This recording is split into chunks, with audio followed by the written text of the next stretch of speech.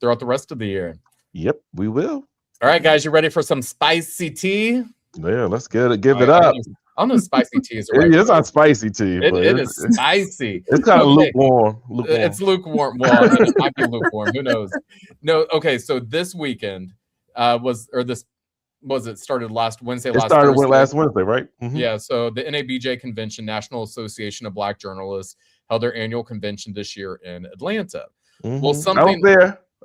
As like Keisean was there. I know Isiah was there. I know that we had a very good. For a moment.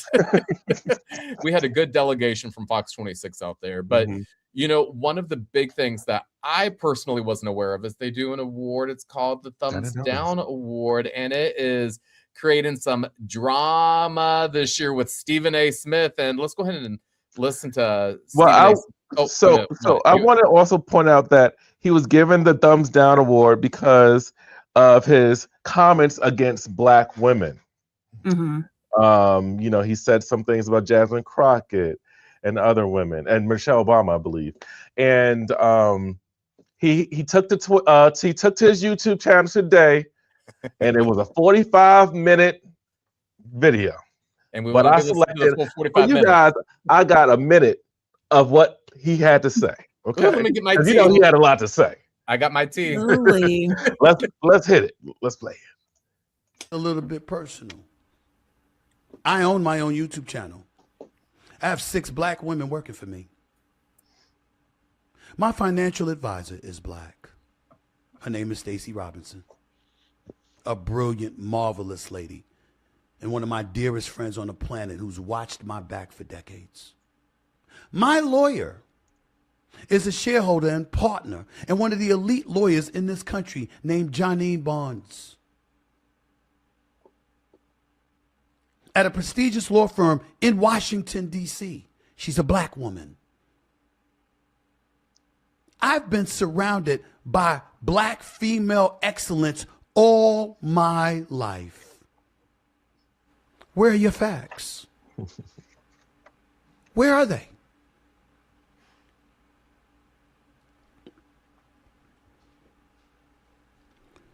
The reality of the situation is that you don't have facts. You have feelings.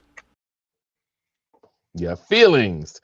And joining us is Todd Smith of Regal Media, CEO. What's up, Todd? How you doing? Oh, you're on mute. You're on mute. Todd's so excited to talk about this. Oh yeah. I'm ready to go in. You're ready. Yeah. So what's going on? What's your thoughts on what the NABJ had to say about Stephen A. Smith? With him getting the award, and like Roland Martin mentioned in the tease for his show, they didn't just give it to Stephen A. Smith. They gave it to Brendan Carr. They gave it to the Washington Post, and that's what the NABJ is supposed to do. Even with HABJ, which I was an officer for 8 years, we advocate on behalf of the Black community, on behalf of the Black journal, on behalf of Black journalists. So if I see somebody doing something detrimental to the community, it doesn't matter if they look like me. We have to call that out. And Stephen A. Smith loves to say, if it walks like a duck, quacks like a duck, it's not a damn mongoose. A lot of the criticism that he receives is warranted. He goes hard at African Americans, recently African American women in particular, but he built his brand on being an a-hole, calling people like Kwame Brown scrubs, telling people, oh, they can't play, you suck. So when somebody puts the mirror up to him, now he wants to cry. No, we're not having it. I understand that he employs Black women. I understand that he loves Black women. I understand that he's a Black man, but that doesn't mean that what he says and does is not detrimental to the Black community as a whole. Just because you hire 6 Black people doesn't mean what you're doing is not detrimental to 600 million or whatever Black people in America. However, I know it's not 600 million, we have 300 million, but you get what I'm saying. He has a large platform, and people, I believe people in power use him to talk down on Black people. ESPN infamously laid off a lot of Black talent, Ryan Clark in particular, my frat brother. He had a history of speaking up for the Black community, telling Black athletes, hey, if they're going to take away Black political voices in certain states, don't take your talent there.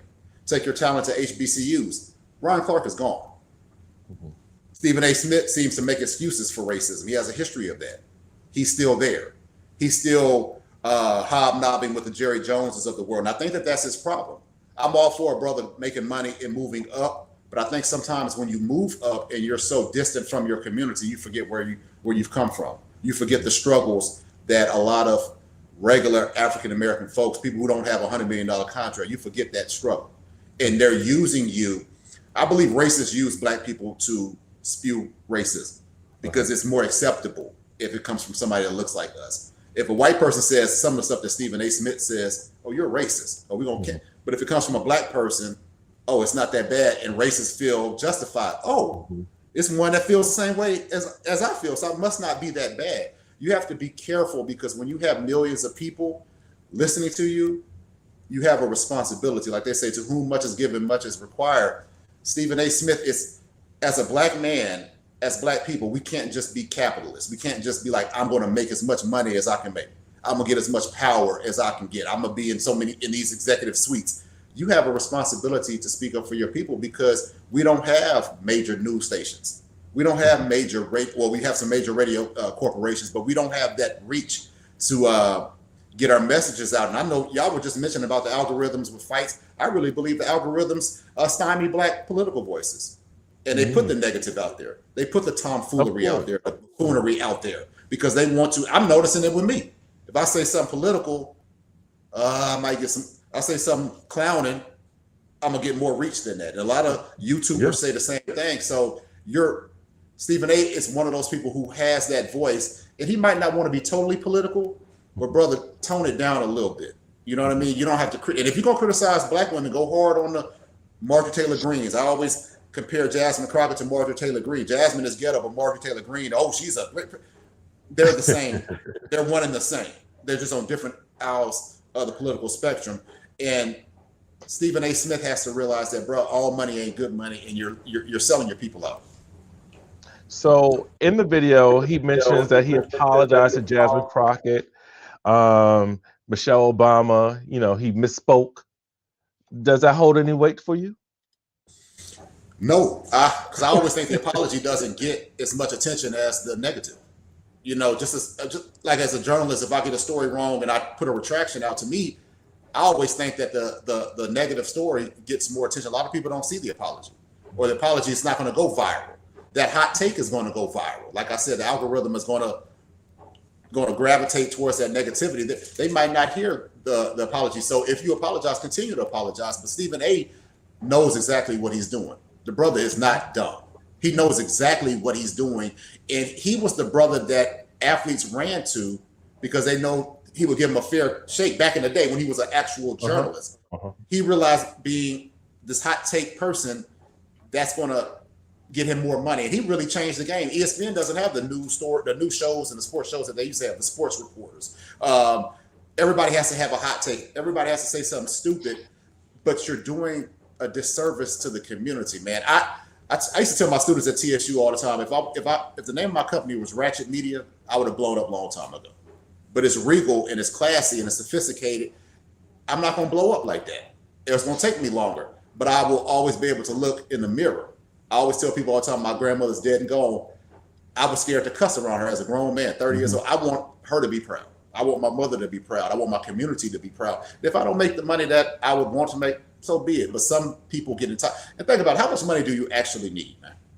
You know what I mean? I'm not going to turn down no money, but if you got $100 million, what you going to do with $2? Like, what are you going to buy? So you have enough money to set it aside and make a difference. The Kennedy family is a great example of this. Their father, the patriarch, made so much money, he knew his kids would be straight. So now you can be in politics. Now you can have this social activism about you. Now you can stand up for the little man if you want to, because we're straight financially. Stephen A.'s family is straight. He's bringing his daughter in. He's bringing his nephew in, and they're great at what they do. You're good, bro.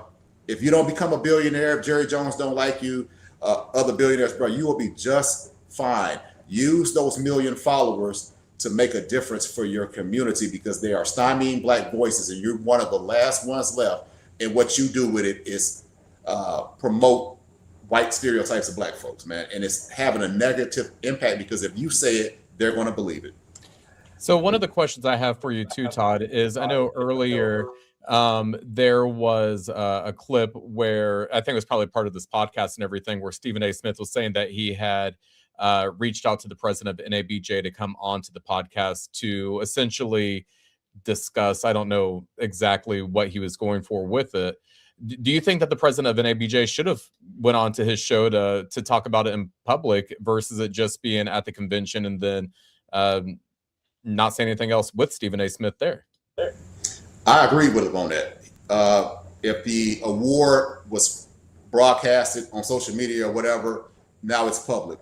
You need to be a woman about the situation. You need to speak to him person to person and stand on it. Don't be scared. You said what you said. I was always taught if I have something to say about somebody, even if it's on social media and I don't have the opportunity to be on Stephen A. Smith's show, I'm going to at him because I want to give him at least the dignity to be able to respond if he chooses to. I'm not hiding. You know what I mean? This is what I spoke about it on my socials. This is how I feel. I know I'm not on that level to where he would need to respond, but if you felt the need to respond, you'll know about it because I didn't hide from it. So I think that she needs to stand 10 toes down. And if it wasn't her decision, say that. But you know, this is a board that came up with these awards. I stand behind them. I support them. And I think Stephen A. has to. Sometimes criticism is warranted. Nobody likes to be criticized. But if everybody is saying the same thing about you, a lot of people, there's some truth to it. You might need to have some reflection. Stephen A., maybe he's gotten so big to where he doesn't think he needs to reflect. And I've been around the brother. I don't know the brother. I've been at NABJ. I've been at the Final Four. Brother smelling himself a little bit. He's feeling himself. I understand that. But, bro, you're not above criticism. None of us are. And I think he needs to accept that fact. Well, Todd, I'm just going to say that you are worthy of a Stephen A. Smith's response. And also want to say, I think that, you know, I mentioned in our editorial meeting that I think all this, even NABJ mentioning Stephen Smith, his price went up. Like, he's going to get more popularity. People are going to go to his page more. Went to his YouTube page. He has over 1 million followers on subscribers on YouTube. The price has gone up. Even when you mention this man, it just goes up. Like, we're helping him out. Yeah, helping him out. Yeah, the money's going up. And it should help the visibility of NABJ. I mean, we all know about NABJ. We go to the conventions. We are active in the local scene. Hey, but that sheds a light on the organization and what they're trying to do. Not even just the negative, but a lot of people might not know the positive that they do. They might not know some of the publications and small media companies who have CEOs that are members, so they might go support some of those people. So it's a win-win. All publicity is good publicity, man. Right. Absolutely. All right. Well, Todd Smith, thank you as always for coming on. And just something else, a plug for NABJ. Next year, the convention will be held here in the great city of Houston. What? So it'll be here. Todd, always thank you for coming on and joining us. Thank you. Thank you, Todd. All righty, guys. Well, that's always a good conversation. Love having Todd on the show. Yes. So definitely a topic that has a lot of people talking. So, Keisean, you hit it right on the head. The more we're talking about, the more it's going straight into his bank account. And I wish he is getting money. He mentioned in the video that he mentioned on his YouTube that he released today that he's on vacation right now and he just had to make this video. He's fine. He's gonna be good. I'm gonna tell you this much money. If I knew I was gonna make that much money from people talking about me, you better believe I'm gonna put that video up so I could go. Like he went straight to the camera. He's good. Straight to the point. But he's a business. It's a business. It's a brand. His brand. He has made his brand where he just he's a big mouth. He talks like that's what his role is. Yeah. No hater. I love it. He's making money. He's a polarizing personality, and I agree with Todd in that he knows exactly what he's doing. And I don't think that this him getting the thumbs down from NABJ is going to hurt his career at all. I do think also too, like there's nothing wrong with a call out on accountability, especially when we're talking about a journalist organization. Absolutely. All right. Well, let's go and shift gears. So we're going to play a little bit of an audible right now.